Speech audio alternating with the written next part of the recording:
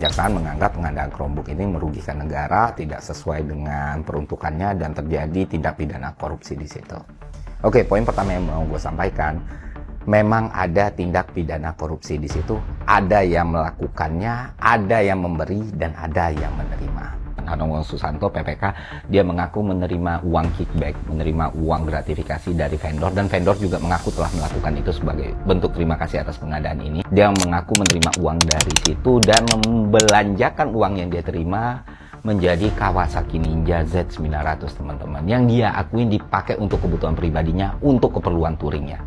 Ini PPK pertama. PPK kedua, si Kamidang Khoir juga mengaku menerima uang $7.000 gitu, teman-teman. Nah, yang membuat semuanya semakin menjijikkan adalah kedua orang ini tidak duduk sebagai tersangka, tidak duduk sebagai terdakwa, tidak dipenjarakan, tidak ditahan, dan tidak dituntut 22,5 tahun penjara. Walaupun fakta persidangan menyatakan dan bukti yang ada memperlihatkan semua orang bahwa ada aliran dana di situ, ada upaya penyuapan di situ, ada penerimaan suap di situ, ada pengakuan dari pihak-pihak yang melakukan itu. Mereka semua tidak duduk sebagai tersangka ataupun terdakwa dalam kasus ini, melainkan sebagai saksi yang dihadirkan oleh kejaksaan. Bagaimana mungkin di sebuah kasus yang dianggap sebagai kasus korupsi, dua pihak paling penting dalam kasus pengadaan tersebut, yaitu vendor dan PPK-nya, tidak ada satupun yang menjadi tersangka, yang mana kedua-duanya mengakui telah melakukan tindakan melawan hukum dengan memberikan suap dan gratifikasi. Bagaimana mungkin?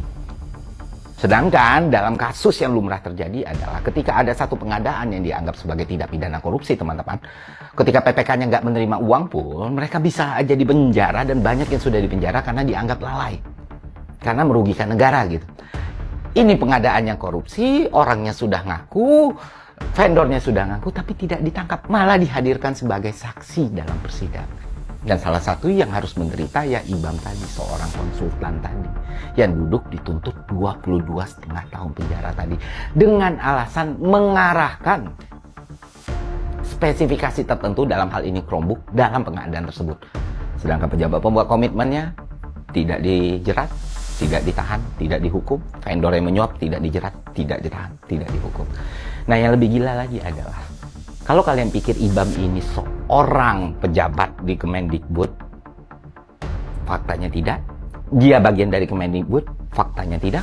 Dia bukan staf ahli yang di-hire sama Pak Nadiem Makarim, dia bukan staf sus yang di-hire Pak Nadiem Makarim, dan dia bahkan bukan konsultan Kemendikbud. Dia subkon dari sebuah yayasan yang bekerja sama Kemendikbud.